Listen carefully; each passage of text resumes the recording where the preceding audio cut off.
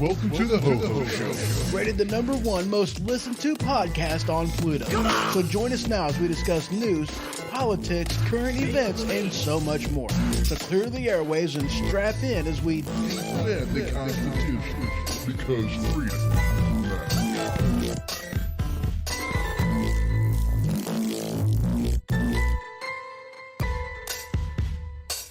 Broadcasting live from the Kata Studio. Welcome to the Ho-Ho Show, and as always, I am your host, Ho-Ho. How y'all's doing? I hope you're doing good. I really do. And hello over there in Facebook land. How you doing? Pretty sure I know who that is, but how you doing? So I have a couple announcements to make, and one of them I'm going to be saving to the end of the show. The other one, however, we're going to go ahead and talk about right now. So as y'all's found out before, I will probably be losing my the Ho-Ho Show YouTube channel. However, I've already got a backup going. If you search out the Ho-Ho Show Part 2, there you can go ahead and follow, subscribe, what have you to that. I would definitely recommend doing that because, like I said, there is a very good possibility considering that they have removed another video. They gave me strike number 2. And, considering it was a year-old video that they removed and put the strike on, I'm like, I got all kinds of stuff in there that violates the community guideline standard. So, it's only a matter of time. But unfortunately, I have to keep YouTube, because unfortunately the website that I have, thehohoshow.com, in order for me to, put a video on there, which I have several, it embeds the video. It doesn't actually allow me to upload the video. And the only two platforms that I can, embed a video from is YouTube and Vimeo. YouTube being the free option, Vimeo being the not so free option, and with the links of the videos and doing, live streaming, of course, I don't really like the idea of a yearly subscription. That's almost a lot of money. So I don't go that route. So I kind of like the idea of having YouTube free. It's very nice. It really is. It's very nice. So that is up and going. I already have Restream set up to start streaming over there whenever that does happen. And live streams will all go to the Ho-Ho Show. However, there is going to be a lot of different videos that I am going to be starting to transition over to the Ho Ho Show Part 2.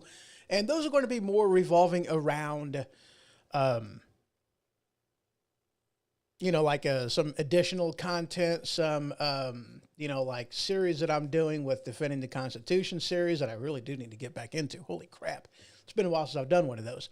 And with some of the other podcasts that I do, like Religion Ho-Ho's Way and what's the other one?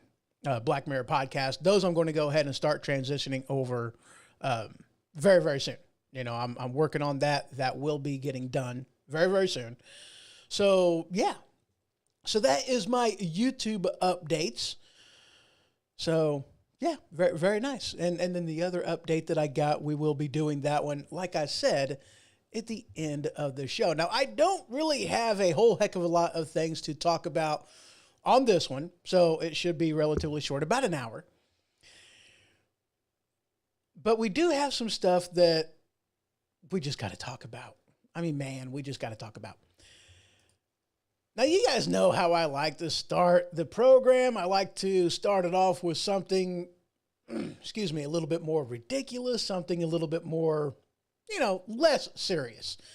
And this headline from Brighter, I guess. I don't know. Can't say as if I've ever heard of them. Well, we'll get to that. We'll get to that here in a second. We'll get to the headline here in a second. There was a time whenever you had, two different fans of people. You had Star Wars, Star Trek. There really wasn't a whole heck of a lot of, pass through. One was rooted more in science fiction, science fantasy. The other one more in science fiction. Star Wars being more science fantasy, and Star Trek being more in science fiction. Star Trek, and that's the one I'm actually going to be focusing on is Star Trek. Now I'm talking the original, series and the original movies, William Shatner and the like. There's a lot of technology that has come from those shows.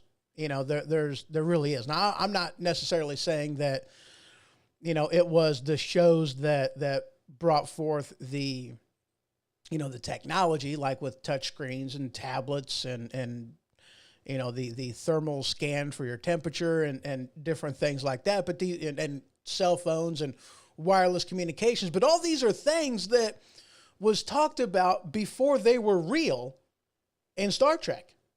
Every one of them. Touch screen displays and all that other kind of good stuff. And one of them being that was talked about in Star Trek is with this headline right here. NASA claims that warp drive is getting closer to reality. Now, yeah, that may sound kind of ridiculous. Now, here's the thing, right? Now, I've done some research into warp drive, and that's one of the things that scientists have said, from a while back ago that, however impossible it may seem, it technically is plausible. Possible. That's kind of one of the things that they were talking about, because it's not about propulsion. It's not about, jet propulsion or whatever type of propulsion. It's about generating a wormhole that pushes you through space at a high rate of speed. But realistically speaking, it was kind of implausible for the simple idea of generating that much power to do it would need a vehicle too big to really do it, if you know what I'm saying. And then this headline. I got to be honest with you. I've not read this headline, but one of the things that or at least read the article, but one of the things that I know is we have definitely gotten into an era when it comes with technology and science where it almost seems as though anything is possible.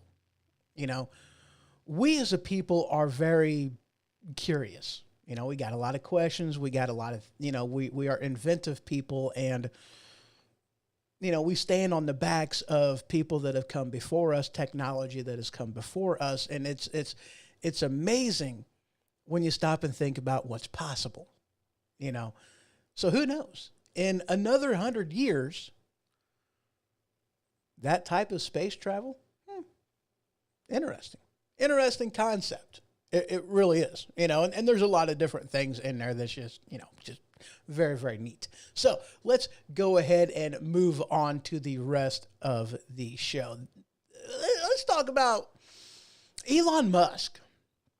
I'm sure that by now you also have heard that Elon Musk is terminating his deal with Twitter. Now, this is something that I am really not overly surprised about, but let's look at this article from the Rolling Stone. Undo tweet, right-wingers implode over Elon Musk's termination of the Twitter deal. And then this article from Media Matters for America. Right-wing media react to Elon Musk backing out of Twitter deal. The purge is coming. And then this one from Variety. Basically the same thing. Elon Musk bails on Twitter deal. Billionaire gets roasted on social media. Now, here's the thing. None of this I was surprised about. None of this I was surprised about. If you guys remember, you know, there was, you know, an audit of users that Elon Musk kind of forced the company into doing. And when this happened, there was a lot of, Democrats that were using Twitter, that their users plummeted as far as people that were subscribed to them and following them and whatnot. You know, their followers plummeted, absolutely plummeted, whenever all the bots and everything else was getting purged from the site. Okay. And one of the reasons that, you know, obvious reasons at least, that Elon Musk was doing this was because he wanted to basically have the company reevaluated in order to get a smaller purchasing price. And that $44 billion was based off of the users that they had. So once the purge happened and a lot of those bots and fake accounts were removed, Twitter wasn't worth quite as much. But he was already in the deal for $44 billion. So now after this, after the purge, after the removing of the fake accounts and the bot accounts, maybe, just maybe, now again, this is a spitballing idea, but maybe he is forcing the company to be reevaluated in order to buy it at a lesser price. Because one of the things that I read in this article, let me go ahead and see if I can't find it. Nope, I'm not seeing it right away. Well, at any rate, one of the things that it was talking about was that, you know, Twitter may still legally force the sale onto Elon Musk for the $44 billion. But in that same article, and even before it in that article, it stated that Twitter violated some of the terms of the agreement, and in which case it's like, okay, so how can you force Elon Musk to legally be obligated to continue with the purchase if Twitter had already violated the terms of that agreement? I don't really know. It seems to me like it's all fair game if Twitter had violated already the terms of this agreement, that something be done, whether it be a lower purchase price or a flat out pulling out of the deal altogether, which is what Elon Musk reportedly is doing. Now, I don't know how this is going to play out. I don't know what this is going to look like either for, you know, Elon Musk or for, you know, Twitter as it stands right now. But it's definitely one of those things that it makes me wonder.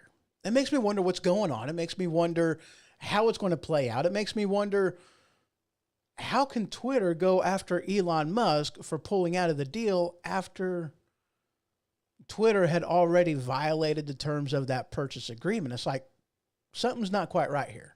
You know, something's not quite right. Now, I mean, obviously, the cards are stacked against Elon Musk because he intends on, at least as everything was playing out, he intends on making, or intended as a, it may possibly be, making Twitter exactly what Twitter was intended on being in the first place, and that was a bastion of free speech. Because in all honesty, we really don't have that. I've argued time and time again that, when you are talking a platform, the thing that separates a platform from a publication is the fact that the platform itself isn't responsible for what somebody on that platform puts on there. They're not responsible. They're not legally obligated to pay out any type of money or a lawsuit or anything of that nature, which makes it to where it is supposed to be a bastion of free speech, and that goes for any platform. Whether it be Facebook, whether it be Twitter, whether it be insert your platform, YouTube as well. That's the way it's supposed to be. But it doesn't really seem to play out that way. You know what I mean? It doesn't seem to play out. Because as what you have these people doing is acting more along the lines of a publicist, an editor, that they're not playing the way they're supposed to be playing. They're treating it more as a publication, like the Rolling Stones magazine. They have full right in order to determine what's going to be on their site because they are legally obligated and they are a publication. Platforms aren't supposed to act like that. So I'm curious how this whole thing's going to play out. I really am. Bottom line, I'm curious how this whole thing's going to play out. A lot of people on the right seem to be kind of against Elon Musk right now. But, I don't really think that's a fair judgment to make on Elon Musk because we've seen how this was playing out. And I predicted this very thing that, in the light of the purge, getting rid of fake accounts and bot accounts, that this type of thing would be likely to push down the purchase price for Twitter. We all suspected the same thing. So I'm not surprised in the least that this type of thing is happening because it kind of needs to. With all the, if you're basing your purchase price on, 10,000 users, come to find out, a quarter of them are fake, how can you sell fake accounts?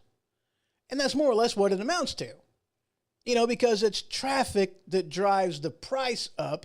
And if you can't verify and validate the traffic, if it's fake accounts, if it's bot accounts, then how can you support what your asking price is? Kind of like buying a house. It's like, oh, well, the listing says that it's got 5 bedrooms, but then you go there and come to find out it's only got 3. Well, how can you sell a house and claim that it's 5 bedrooms whenever the house can only be verified that it's got 3 bedrooms in it? Well, that's going to lower the asking price. That's going to lower everything. See what I'm saying? See what I'm saying? We're going to go ahead and take a quick break. And when I return, we are going to get into the topic that actually spawned the name of this episode, Arose by Any Other Name. And we're going to get into that right after this. Just a couple minutes, and I'll be right back.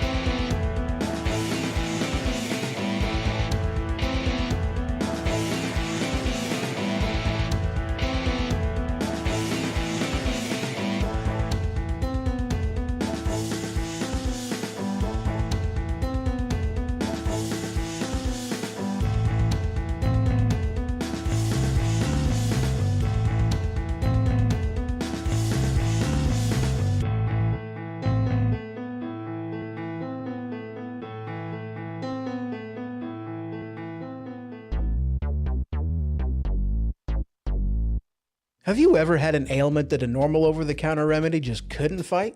If this is the case, then boy, have I got the solution for you. Tussin. That's right, Tussin. Cough? Tussin. Cold? Tussin. Runny nose? Tussin. Itchy watery eyes? Tussin. Broken leg?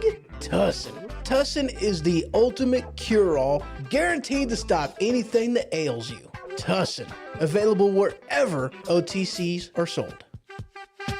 And welcome back. So yes, I was able to get all of the articles that I am wanting pulled up. Woohoo! All right, so a rose by any other name. I'm sure that y'all have heard that saying. It's been around for a while. And there's another one that I like to, speak of as well, and that is if it walks like a duck, if it quacks like a duck, if it swims like a duck, well, it's a duck. And both of these basically mean the same thing. That an item, a person, a word, what have you, is defined by what it is, not necessarily what you want to call it. So definitions matter. Words matter. This article from Cosmos points out just that. Now, granted, it's not about the article, it's about the implication, okay? This is about the article, or the implication, not about the article itself. The headline, as soon as I pull it up, what is a pond? And why is a formal definition important? Again, it's not about the article itself, it's about what it implies. Because words have meaning. Y'all's hear about, assault rifles being tossed around and high capacity clips. And it's like, guys, look, it's not a clip, it's a magazine. Words matter. And assault rifle is something that, well, it doesn't really exist. It doesn't exist. You have what's considered a military grade weapon, which is something that is fully automatic or shoots in bursts. And you have semi-automatic or pump and lever and whatever that is non-military grade weaponry. Assault rifle doesn't really exist because they want to classify it as something that doesn't mean anything, because it's a word that they throw around so much that it has no meaning. It's lost all of its meaning. According to them, an assault rifle is basically anything that they deem it to be. Words matter. How you define something matters. And so whenever I seen this headline, this article from CNN Politics, why Republicans want to redefine one word in the Constitution, it kind of rubbed me the wrong way. I got to be honest with you, it very much rubbed me the wrong way, because that one word that they're talking about in the Constitution it's not a word that Republicans want to redefine. They want that word to be adhered to as it is already defined. And that definition is legislate. How hard is it for that word to be understood? The legislative branch. It's like, holy crap. And I read this article. I got into it a little bit. Let's go ahead and scroll on down a little bit. The CNN U.S. Supreme Court is on a tier remaking the way Americans live. A tear, whatever. Cut back the state's ability to regulate the carrying of guns. Hello. The Second Amendment seems to be pretty clear to me. Let's go ahead and read that real quick. I'm sure that everybody is familiar with the Second Amendment and what it says. It's not redefining it. The Constitution is clear, and the Supreme Court just made a judgment to say, look, what part of shall not be infringed don't you understand? That's something that we all have been saying for quite some time. It gave states the power to outlaw abortion. Well, abortion isn't actually a constitutionally granted power. Remember whenever I said on the last episode that your freedom ends where somebody else's freedom begins? That's exactly what I was talking about, because you don't get an abortion, you abort an unborn baby. And is what it does is it puts that argument that, this is what the Supreme Court actually did, is it took that authority away from the federal government, because it never belonged in the hands of the federal government in the first place, and it put it back in the hands of the state how it was prior to Roe v. Wade. It undercut the power of the Environmental Protection Agency and other government agencies to regulate polluters. Well, look, here's the thing, guys. In the Constitution, the power to legislate is put within the hands of Congress and Congress alone. That's what the Constitution says in the House of Representatives and in the Senate.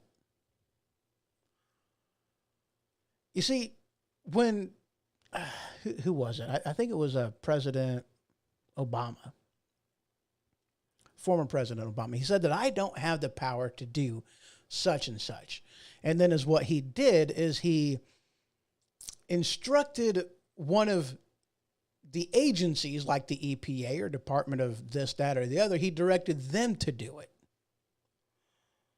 And there's a lot of laws that are actually written that allow for such a thing, because it seems as though whenever a law is written, it is written in broad-based terms so that this way the whatever department that power would fall under, it gives them the freedom to put more, of finer definitions onto it. It gives them a lot of leniency to do whatever it is that they want. In a matter of speaking, that's pretty much how things have been playing out for quite some time. But here's the thing. If the president doesn't have the power to do such and such, then neither do the departments under him that operate within the power of the executive branch. They don't have the power to do it too. Because you can't give power to somebody that you don't have the power to do. You can't delegate the authority of the legislative branch to a department in the executive branch. You can't do that. And all power to legislate resides in the hands of the legislature, and that is it. The legislature alone. 3 separate but equal branches. Legislative goes to the legislative branch. Period. I mean, what's so hard to understand about that? I don't get it. But that's what's been going on, though. You see, these type of things have been allowed to happen for so long. It's so commonplace that now whenever we have a more conservative-leaning Supreme Court that is actually adhering to the Constitution, which is what they're supposed to be doing in the first place, they think of it as, oh, you're taking away our rights. Actually, no, we're giving rights back to where it belongs. Not within the hands of the federal government. And mind you, whenever you're talking about these various departments, Department of Education, the EPA, Homeland Security, all these other places. I mean, these are a bunch of unelected bureaucrats that are not beholden to the people. That's why they are not supposed to have this type of power in the first place. And the Constitution actually defends that. And this is something that was argued in the Federalist Papers as well. This isn't new concept. This isn't new ideas. There's a reason that the Constitution was set up in the way that it was. To protect the people against a tyrannical government. How much tyrannical does it get whenever you have unelected bureaucrats that are not beholden to the people, therefore don't have to listen to the people, that are actually the ones that are writing regulations that carry the weight of law? Isn't that part of the very definition of tyrannical government? Whenever those who are writing the laws, those whom are, that you have to, when they're not beholden to you. I mean, this is a government of the people, by the people, for the people. This is not a top-down government, but a bottom-up government. because we are the ones, as one of the people, we're the ones who are in charge of this whole thing. So to have the deep state involved in this that are not beholden to the people, that's what the deep state is. A bunch of unelected bureaucrats that are the ones that are making all the rules, and there's nothing you can do about it. There's a song that is used on CSI. I think it's a song done by The Who, maybe. You know, here's my new boss, the same as the old boss. It doesn't matter who you elect because nothing changes. Why? Because it's the bureaucracy that controls everything. And hello, Red Dirt Road Redemption over there in YouTube land. Good to see. He says, that's right. But that's the issue that we have in this country. That's a huge issue that we have in this country.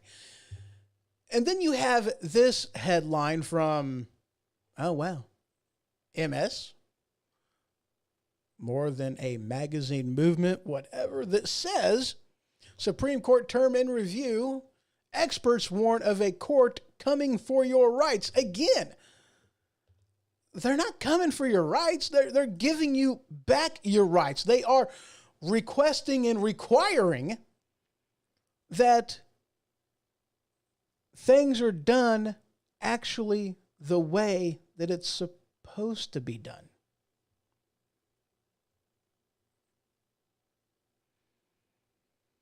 There is a, oh wow, where did that article go? Let me look for that article. Nope, that's not it. Nope, that's not it. That's not it. Well, holy crap. All right, so there's an article that I apparently forgot to put in here. And it's talking about, well, actually, it was, maybe it was the Supreme Court. Oh, yeah. Never mind. No, I don't think this one was it. That wasn't it. That one is. Oh, yeah, here we go. Going back to the original one by CNN Politics. I apologize. I got sidetracked, a little bit of a squirrel moment. I'm sorry. It happens. So back to this, Republicans want to redefine one word in the Constitution. Scrolling on down a little bit is next up could be a complete reimagining of American democracy, where if a legal theory based on the word legislature is adopted by the Supreme Court, state lawmakers could, in theory, have new power to ignore voters and pick presidents. Okay, so that's a falsehood. And of course, they're talking about, I got to be careful on this because YouTube is a bunch of Nazis on this, but it's based off of the legislative branch in a state being solely responsible, because that's the language of the Constitution, to prescribe manner and place of election. Excuse me. Had to cough. It does not say that the executive branch has the power to do anything, and it doesn't even say that the judicial branch has the power to do anything. Now, I'm not going to say that there's no right of some type of oversight or input, because I think that would be a little careless to say that. But the bottom line is, the Constitution only prescribes that only the legislative has sole responsibility to do this. Not partial responsibility, not shared responsibility, but the only responsibility to prescribe this. And that was one of the arguments in dealing with the election in the first place, is you had input and you had rulings, you had input and changing of rules and this, that, and the other that was done by the executive branch that the legislative branch had nothing to do with. It's like, dude, you don't have the constitutional authority to do that. And the same goes for the judicial branch. They did not have the constitutional authority to do this. Therefore, hello. So this doesn't have anything to do with trying to take rights away from anybody. It is acknowledging that words matter. It's acknowledging that The Constitution is the supreme law of the land. I'm an originalist whenever it comes to the Constitution. I am a constitutional conservative with libertarian leanings. There's nothing wrong with the Constitution, the document itself. I'm not saying that the people weren't flawed, that there wasn't things that happened that I didn't disagree with, because there was. But the bottom line is that the document itself, I mean, this thing is it's a little bitty pamphlet. That's it. I mean, this here is the, 46 total pages, and that's, a little bitty pamphlet, and that's the Constitution. That's the Bill of Rights. That's the Declaration of Independence, the whole thing. Little bitty pamphlet, 46 pages, tiny thing. It's called the Pocket Constitution. It's not that hard to understand. But yet there's been so much debate on this. And y'all have heard me say this too, that if you ever want to find out about something, what somebody thought about something, what they intended, what they meant, deeper discussion on it, the best place to go is straight to the horse's mouth. And we do have that ability to do that. It's called the Federalist Papers. You can even catch the flip side of said arguments by going to the Anti-Federalist Papers, and you can read them. And in today's day and age, where you literally have a computer at the palm of your hands with access to the interwebs, where you can just type in a question and say, what did our founding fathers think about this? And it'll pull up all kinds of things in the Federalist Papers. You ain't even got to go through the entire huge freaking document and search something out. You can put in a search and it'll find it for you. Bring it right up, and then there is no question. There is no debate. You know exactly what the intention was and why they did things the way that they did. What's so hard to understand about that? I have no idea.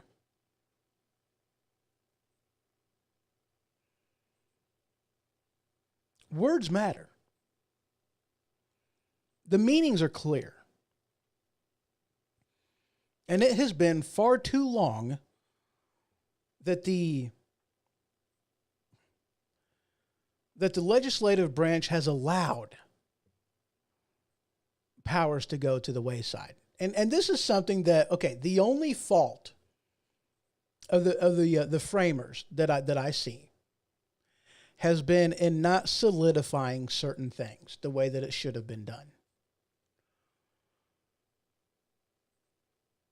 Because our founding fathers never dreamed of a world where you would have one of the branches that would just simply let their power be taken by somebody else, which is what allowed for the formation of the deep state in the first place.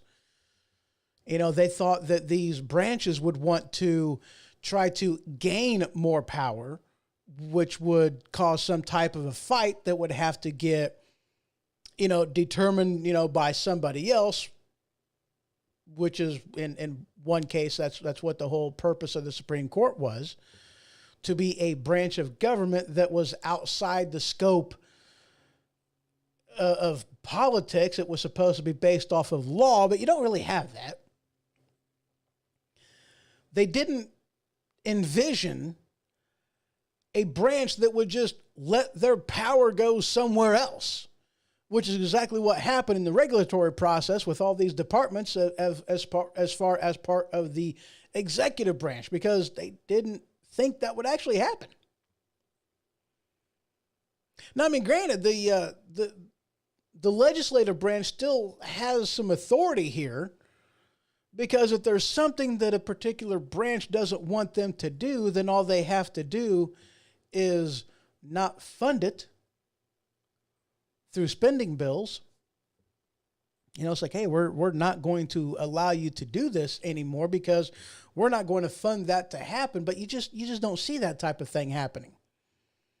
A power that, the House of Representatives have that you don't see them doing, you don't see them acting upon, to rein in the power of the executive branch by not paying for something. I mean, if you don't pay for it, then they're not going to be doing it anymore, because all these people in the Department of Education, if you stop funding them, you're going to have a lot of people not showing up for work anymore. You can't pay them paychecks. You can't do these things if you're not going to allow them to pay for them. So they still have a lot of power in kind of a roundabout sort of way. But the bottom line is the Department of Education, Department of Transportation, the EPA, the Homeland Security, whatever. They're not supposed to wield the power that they have. All these are supposed to be state things. Now, granted, the FBI, and I would even go as far as to say the CIA and Homeland Security, these are actually things that, by all intents and purposes, yes, they do have the power and the right to do that, because that's part of what the executive branch is supposed to be doing. But the Department of Education, no. That's not a power that was given to the federal government. And as per the 10th Amendment, that belongs in the hands of the states and the people. So what right does the federal government have to dictate what's going on in public schools? Well, they don't. They can provide input. But to do a backhanded approach to force states to do something is ridiculous. It's the power of the purse. It's what they have. They say that if you want this grant money to pay for all the things that you guys are going to do, then you have to play by our rules. You have to teach this test. You have to abide by the rules. You have to test this. And in order for you to, if you have to learn a test and pass a test, and that means you have to teach the test, that takes up all the time. You no longer have freedom to choose how and what and all this other kind of stuff. Right? It's kind of a backhanded approach in the federal government determining what's going to happen in the states. And hello over there in Facebook land. It says, "Excuse me, sir, would you mind picking a time slot? You're killing me." I know. My Sunday shows, if I'm unable to do a Saturday show, the Sunday shows are very much hit and miss, as far as what time they're going to be. Normally, I'm on at, 7 p.m. on Saturday, and that's whenever I try to do things, but unfortunately, it slipped past me on that, which is why I'm here, meow. So, yeah. Yeah. You're killing us, Smalls. I know. All right, so that's really all I got on this one, with this topic. That's pretty much all I know, or all I've got on that one. The words matter. The Supreme Court isn't trying to take away rights. They're trying to give them back to the people. Words matter. They're not trying to redefine words. They are trying to force our government to operate in a way that the Founding Fathers prescribed by enforcing what the Founding Fathers said in the Constitution. It's pretty simple. So we're going to go ahead and take another quick break. When I return, we're going to be talking about Biden in the executive order that he just passed not that long ago. Just a couple of minutes and I will be right back.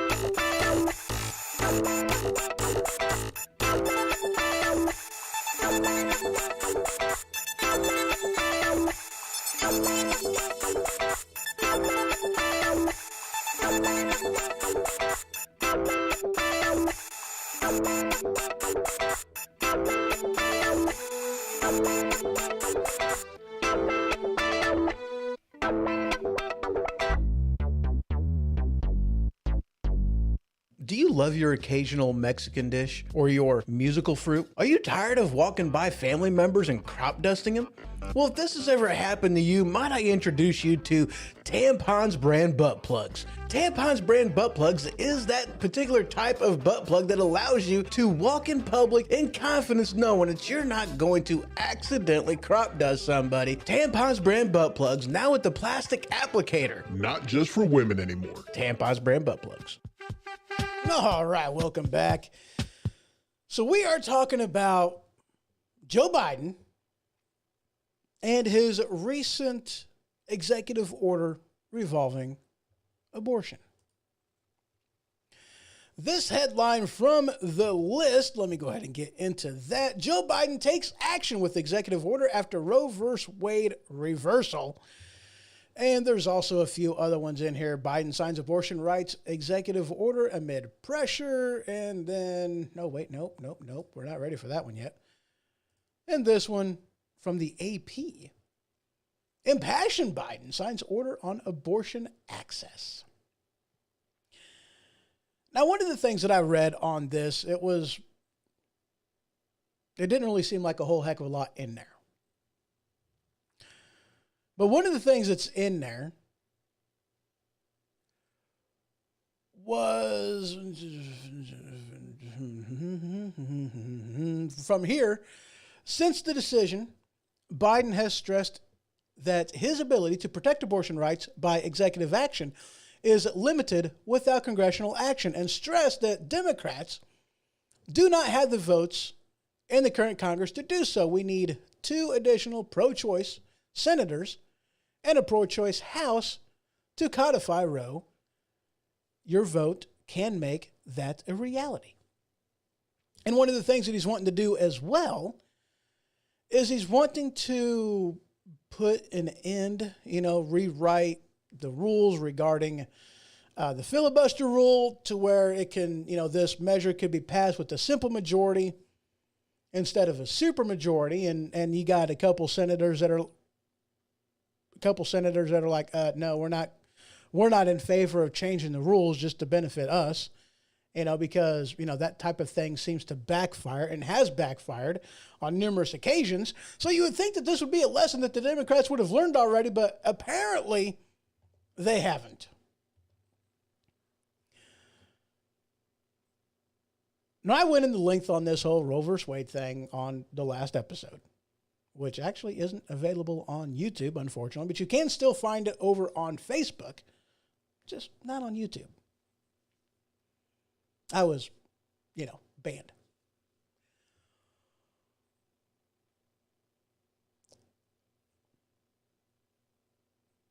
The question,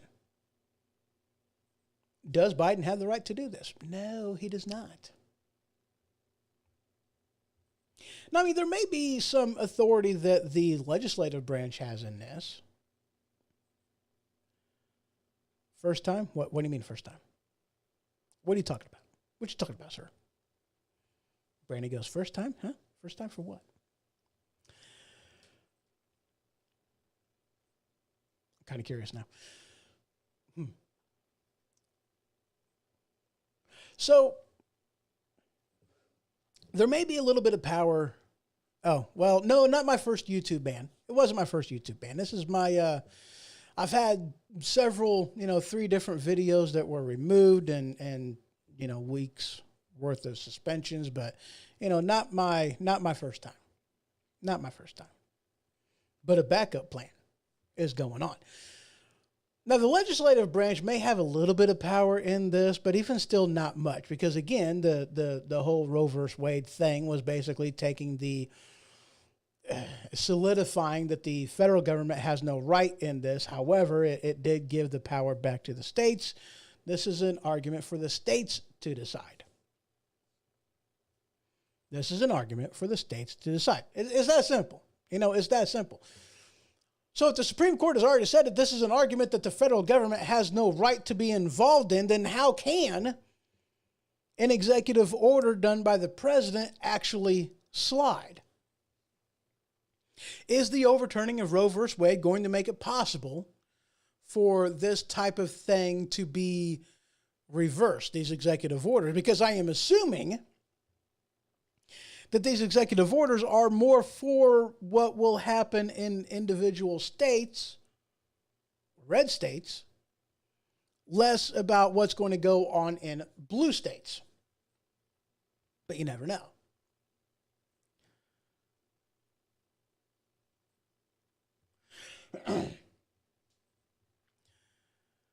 This article continues. On Friday, he repeated his sharp criticism of Supreme Court's reasoning in striking down what had been a half-century constitutional right to abortion. Covered that before. No, it is not a constitutional right. Let's be clear about something from the very start. This was not a decision driven by the Constitution. Biden said that he accused the court's majority of playing fast and loose with the facts. Ermiger. Wow. Yeah.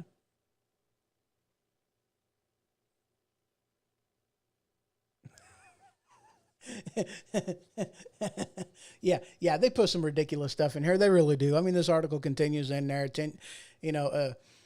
Spoke emotionally of a 10-year-old girl in Ohio reported to have been forced to travel out of the state, terminated pregnancy after being raped. Nothing that some states have instituted abortion bans that don't have exceptions for cases of rape or incest. It's like, holy crap, guys. I mean, come on.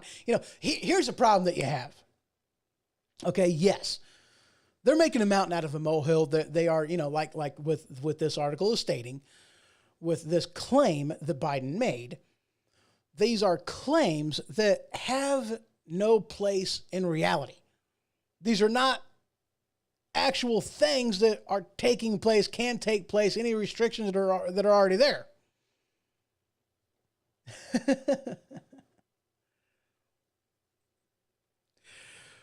You got a point.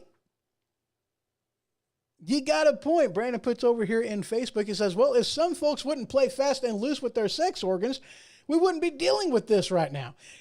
You're right. He's absolutely right. But nowhere is any state actually saying that these type of things, like, of course, like I said in the last video, okay, you're not going to have outright bans. There's going to be exceptions, but there's also going to be rules as to when these exceptions actually happen. A timeline when things are acceptable are things that we're more than likely going to see on a state level, especially in the red states. These are just things that, like, it's going to happen. And no, I'm not saying, and neither did the Supreme Court even insinuate that a 10-year-old who gets raped as a child should be forced to carry this child to term. It's not in there. Because obviously there's all kinds of things that is acceptable to do. And I mean, that's the thing too. And I mean, it's like, okay, in a rape, you can get your uterus scraped to where there's no possibility of an abortion. Or no possibility of a pregnancy, and of which case, no need for an abortion at that point. That's not what they're talking about when they're talking about abortion. Hello. So how much power does the executive branch actually have in this case? My thought would be Not really any. Because this is something that was never codified into law, is not a power that the federal government has, was never codified into law by the legislative branch. This is something that was determined solely by the judicial branch, and this is not a power that the judicial branch, I'm having a hard time speaking, even has. They don't have this power and authority to make this type of a judgment. They don't have it. Therefore, it belongs to the hands of the states, and the executive branch only even put their 2 cents into it whenever the runaway judicial branch made the argument that federal government doesn't have this power.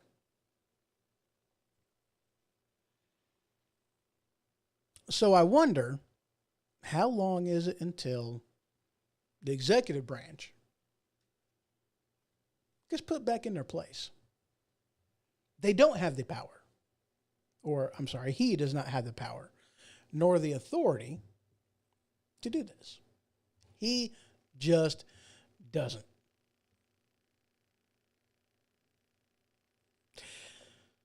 All right, moving on. This headline from NPR.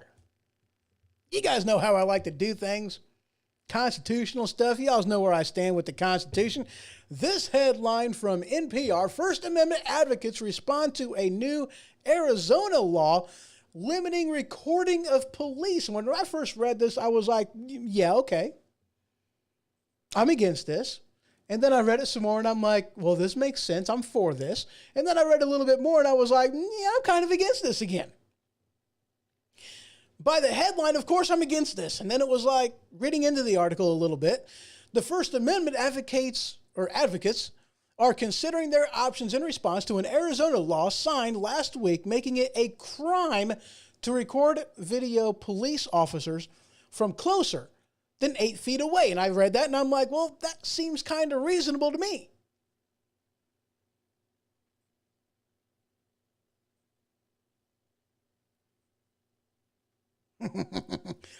Excuse me, going back to the last topic Brandon put in there, goes, but sir, now they're going to ban contraception and gay marriage. Don't you know this? Yeah, I mean, these are the scare tactics that the left want to use to try to condemn Republicans and scare people into a response during the election. That's all it amounts to. It's a scare tactic. You know, kind of like the Don't Say Gay bill that Florida had. It doesn't have anything to do with, nor does it say anything about don't say gay. It was parents' rights and our children's education. That's what it was about. Anyway. And that a grown adult shouldn't be, talking to our children about sex, about sexuality, sex changes or the like, to third graders and below. Seems reasonable. I think it's reasonable. It's disturbing and it's sick if somebody wants to talk to a 5-year-old teacher, counselor, or what have you, wants to talk to a child about sex and sexuality. Why are we making this the norm at any rate? Yeah. Getting back into this article.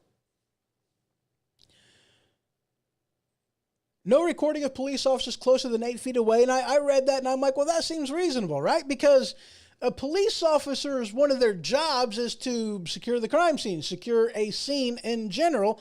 And it's not just for the police officer's protection. It's also for the protection of the general population at large. Seems reasonable. And then I continued to read the article even more.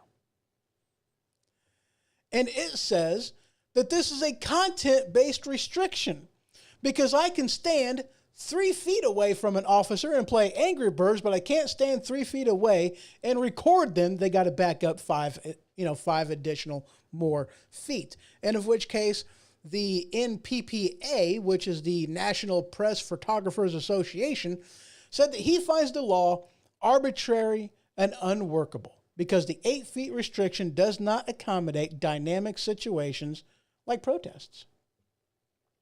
Giving the authority to tell someone to stop recording is a violation of the First Amendment, in which case I would have to say yes. In the context of this law, it is arbitrary.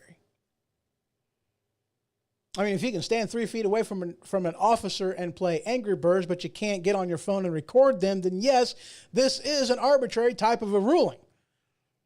If it's 3 feet, it should be 3 feet no matter what it is that you're doing. If it's 8, if you want it to be 8 feet, it should be 8 feet no matter what it is that you're doing. Now, granted, I understand that an officer has to conduct their investigation. If you interfere, then there are already laws against that, and you're going to be, punished. You're going to be arrested. You're going to have to pay some type of a fine, I am sure. I mean, it's kind of duh. But First Amendment,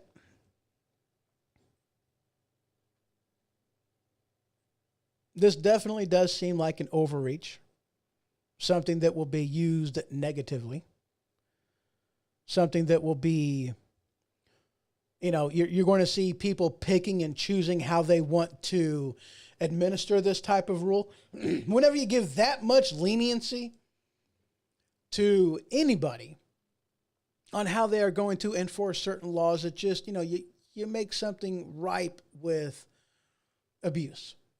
Just a fact of the matter. You do. Shouldn't be a surprise. And it looks like the NPPA, the National Press Photographers Association, they tried to, send a letter about this bill, and basically it got ignored, and their response was, well, it looks like they want to do things the hard way.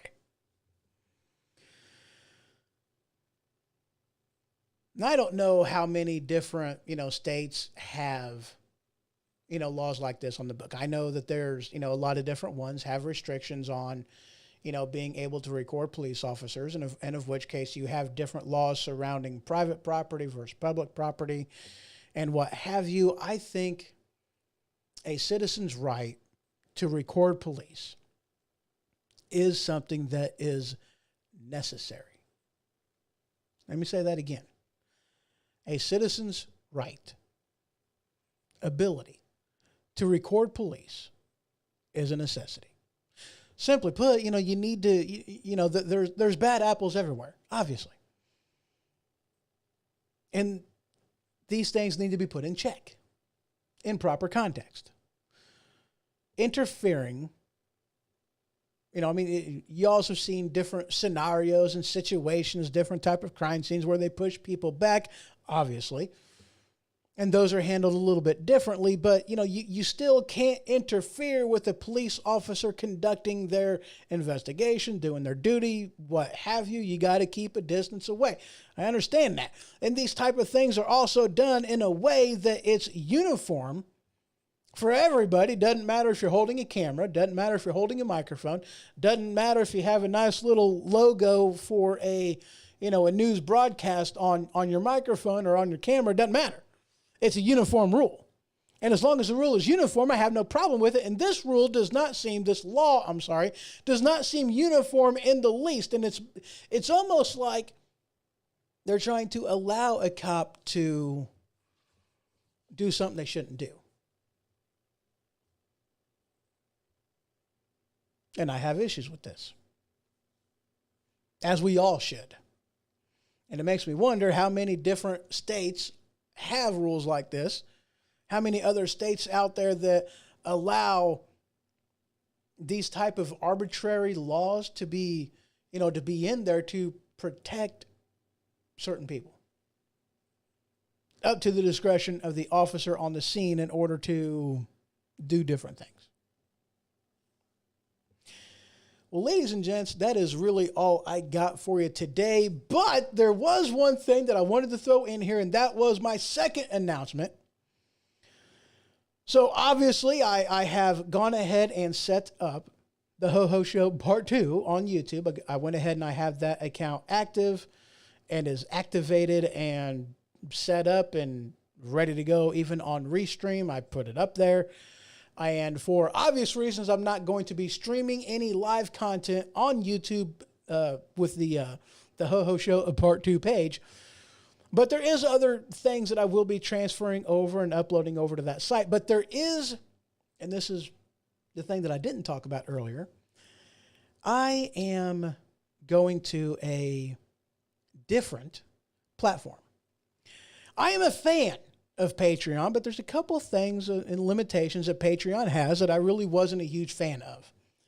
You know, one of which is actually uploading content, you know, and it just seems as though there's a lot of people that, you know, it's not utilized as much as it could be, as much as it should be, and a lot of stuff. Anyway, there's another platform in lieu of my YouTube band that I was directed to called Locals.com. And this one is, I guess it's been around for a while, but this is another platform that just really doesn't seem to be utilized very much at all.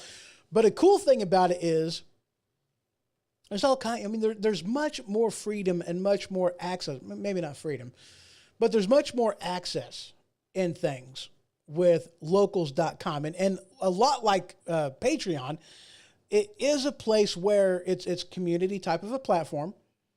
They do have subscriptions and things that you can do on there for exclusive content, which is awesome.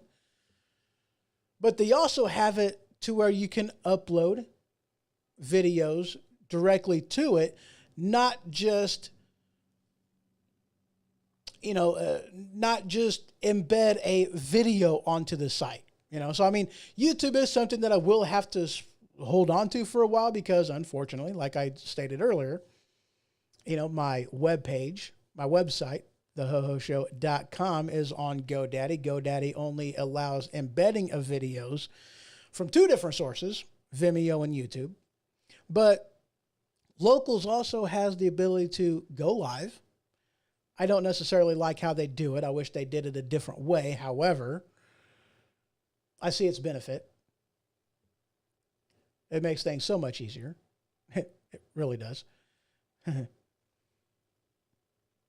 But uploading directly to Locals, you can have exclusive content. You can have non-exclusive content. A lot of different things. I mean, it kind of makes it, you know, Locals kind of does a